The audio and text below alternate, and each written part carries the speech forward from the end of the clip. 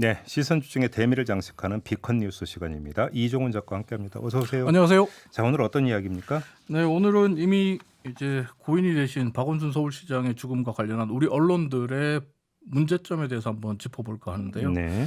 어제 박원순 서울시장의 안타까운 죽음 소식이 전해지기 직전부터 계속해서 언론들이 많은 보도를 쏟아냈습니다. 네. 먼저 지금 유튜브에 사진 한 장을 올려놓을 텐데요.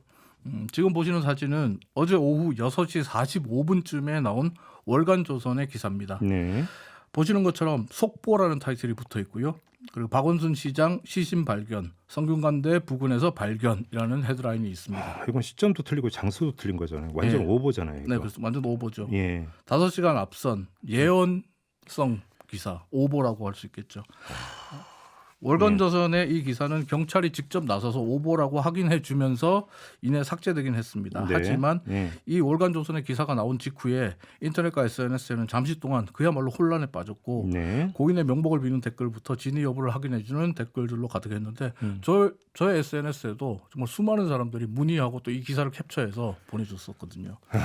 또 이 기사가 나온 직후에 인터넷 포털에는 작은 군소 인터넷 언론들이 또 앞다투어서 박원순 시장의 시신이 발견됐다는 기사들을 쏟아내기 시작했고요. 네. 그러면서 성북경찰서 112 상황실에는 시신이 발견됐냐는 기자들의 문의 전화가 빗발쳤습니다. 네. 이 때문에 성북서 112 상황실장 같은 경우는 수색 작업을 지휘해야 됐거든요. 네.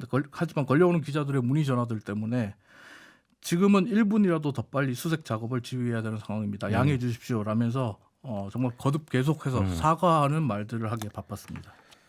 상원시장이 사과할 일은 전혀 아닌데 전혀 말이죠. 아닌데 예. 기자들이 잘못된 오보를 가지고 계속 문의를 쏟아내니까 오히려 제대로 된 수색 지휘를 못하게 된 상황이었죠. 누리꾼들 반응은 어땠어요? 많은 누리꾼들은 비판적인 반응을 보이고 있습니다. 언론은 세월호 관련 대형 오보를 통해서 배운 게 1도 없나 보구나. 기레기가 기레기지 됐네 같은 아주 비판적인 반응을 보이고 있고요. 하지만 일부 누리꾼들은 결과적으로 보면 오보가 아니라 팩트잖아. 결과적으로 보면 또 무슨 정보가 있었으니까 저렇게 썼겠지. 결과가 맞는데 왜 트집이냐라는 반응을 보이기도 했습니다. 네. 월간조선과 몇몇 언론들의 행태에 대한 판단은 애청자 여러분들의 몫입니다. 하지만 이 말씀은 꼭 드리고 싶습니다. 월간조선이 기사를 낸 어제 오후 6시 45분은요. 실종자의 생사 여부가 불투명한 상황이었고 경찰이 야간 수색을 진행하던 시간이었습니다. 또 박 시장의 가족들을 비롯해 수많은 사람들이 애타게 가슴 조이며 수색 작업의 결과를 기다리고 있던 시간이었습니다. 아니 그 속보 경쟁은 할 게 있고 안 할 게 있는 거 아니겠습니까? 그렇죠. 이거는 가장 기본적인 상식의 문제인데 참. 아이고. 네. 다음 주제로 넘어가겠습니다. 네. 다음 주제 준비한 오디오로 먼저 만나보시죠. 그것은 고인과 유족의 명예를 고려해서 좀 저희들이 확인해 드리는 것은 좀 적절치 않다고. 과장님, 예, 죄송합니다. 어느 쪽으로 그 사람이 죽었는데 웃음이 나오십니까? 사람이 죽었는데 웃음이 나오십니까?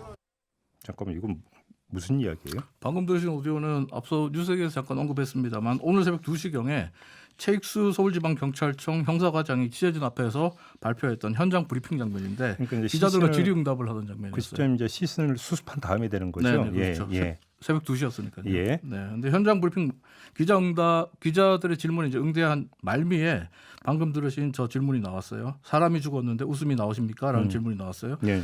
하지만 현장 브리핑 영상을 보신 분들이라면 다 아시겠지만 최익수 과장은 브리핑을 하면서 단 한 번도 웃은 적이 없습니다. 네.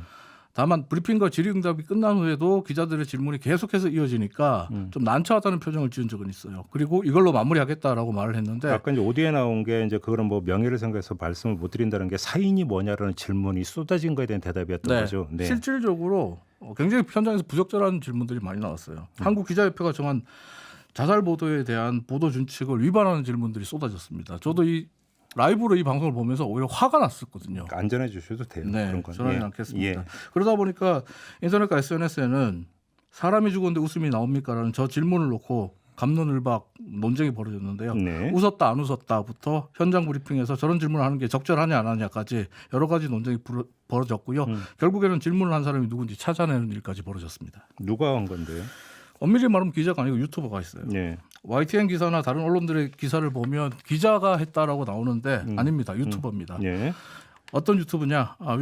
비건 뉴스에도 자주 언급되는 보수 유튜브 방송 신의 한수 출연자가 했던 말인데요. 네. 왜인지 이유는 잘 모르겠습니다만 어제 현장 브리핑에서 질의응답을 언론사 기자들이 아니라 저 유튜버가 주도를 했어요. 근데 잠깐만 이게 지금 확실히 확인하고 하시는 네. 말씀 맞죠? 네. 유튜버 맞습니까? 네. 예, 맞습니다. 알겠습니다. 네. 목소리도 있고요. 그리고 이 라이브 방송도 했어요. 이 유튜브 채널에서. 이 현장 브리핑에서 경찰도 말을 했고 앞서 오디오로 들으셨지만 고인과 유족에 대한 고려가 전혀 없는 부적절한 질문들 그리고 한국기자협회가 정한 보도 준칙을 위반하는 질문들이 제법 많이 나왔습니다. 네. 참고로 이 현장 브리핑은 YTN, JTBC 등을 통해서 TV로 생중계됐어요. 네. TV 방송에서 특정 성향을 가진 유튜버가 질문을 주도적으로 쏟아내고 질의응답의 대부분의 시간을 가져갔다는 게 적합한지 여기에 대한 판단 역시 애청자 여러분들께 맡기겠는데요. 아니 뭐 이거는 그럴 수도 있죠. 왜냐하면 국민의 알 권리가 있기 때문에 네. 유튜브도 국민의 한 사람으로서 질문할 권리는 저는 있다고 생각을 해요. 하지만 보도 다만- 준칙을 좀 지켜줘야 되겠죠. 다만 이제 중요한 것은 어떤 질문의 적정성의 문제가 네. 되겠는데, 그러니까 정말로 그러니까 웃었느냐? 네. 결국 핵심은 이거 아니겠어요?